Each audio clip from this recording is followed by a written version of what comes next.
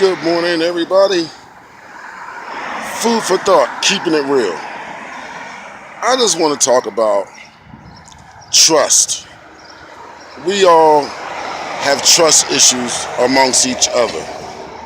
But one of the most important trust issues is the police officers and how, doesn't matter what color or race you are, how can you trust a police officer? If they can kill you, they can harass you, they can do all these things and with impunity all across the board in America. All cities, all states, counties. These incidents of excessive force by police officers exist all throughout the United States. And then you have video camera of police officers doing wrong, and the mainstream media has these retired officers or current officers see the exact same video that you see, and he wants to say the exact opposite of what's on the video. So much defend the officer when it's plainly shows there's some form of injustice, not so much injustice, but excessive force involved. And then we come to the black and white thing when it comes to police officers. I'm just going to give this one example, and others have given this example. Dylann Roof massacred, 11 people in a church. And somehow, once they came upon him, he was not fired upon whatsoever. He was brought into custody alive, unharmed. Take a black man sitting in his car. Police officer approached him. He's sitting in his car. He didn't shoot nobody. He didn't go on no killing spree. Winds up dead. These are the things that exist in the United States of America that will have you in the frame of mind not to trust a police officer, because they get away with it more and more today because of videotaping, you would think, or videos, dash cams, that you will get some form of justice, or shall I say penalty for the excessive force that you do upon a citizen while you are on patrol. But over and over and over and over, especially the Jameer Rice case here in Cleveland, where that video clearly shows with 2 or 3 seconds a young kid was dead. That's a really sad one there. And none of those cops were prosecuted, not even prosecuted, but somehow they found that that was a justice shooting when a kid's playing in the playground by himself with a toy gun. I know I had toy guns when I was young. I used to love to play cops and robbers, cowboys and Indians. We played all the time.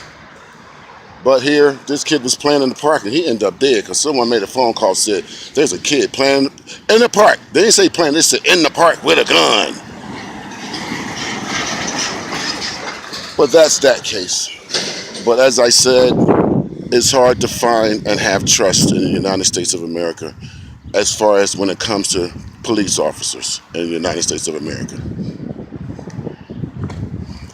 And that was just one of the reasons why I gave an example of why we have this disdain, distrust for police officers, especially when in the last few years there has been so many unjustified shootings and killings of American citizens, not just Afro-Americans, American citizens, by the one that is being paid by the taxpayer to protect and serve.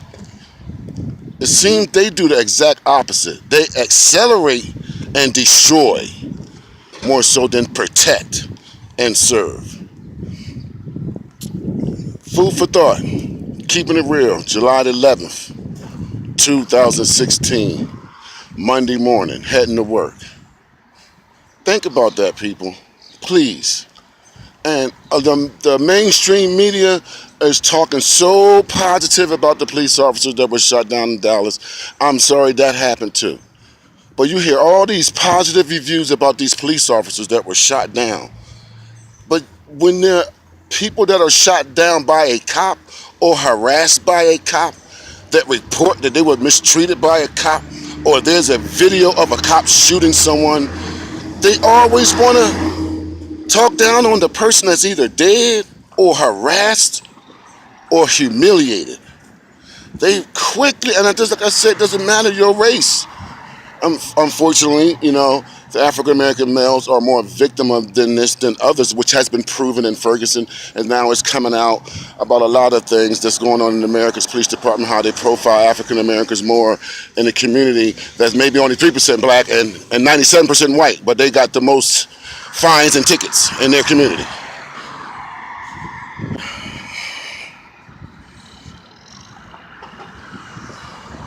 What do we do?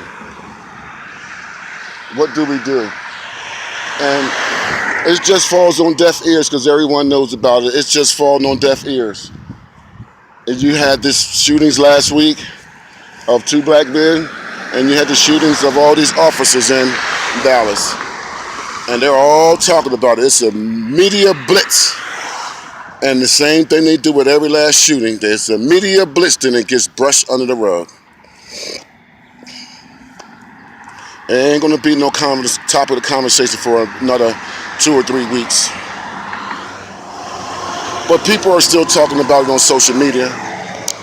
The social media people are still talking about it. There's different angles people are talking about it on social media. So I'm gonna just keep talking about it too and sharing my viewpoints on it.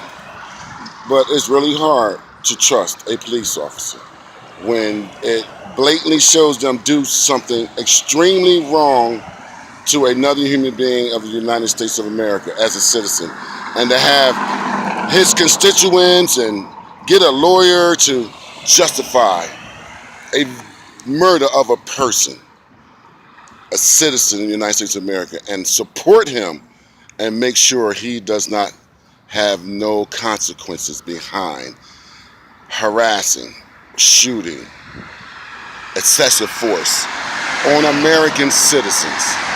Food for thought. Keeping it real.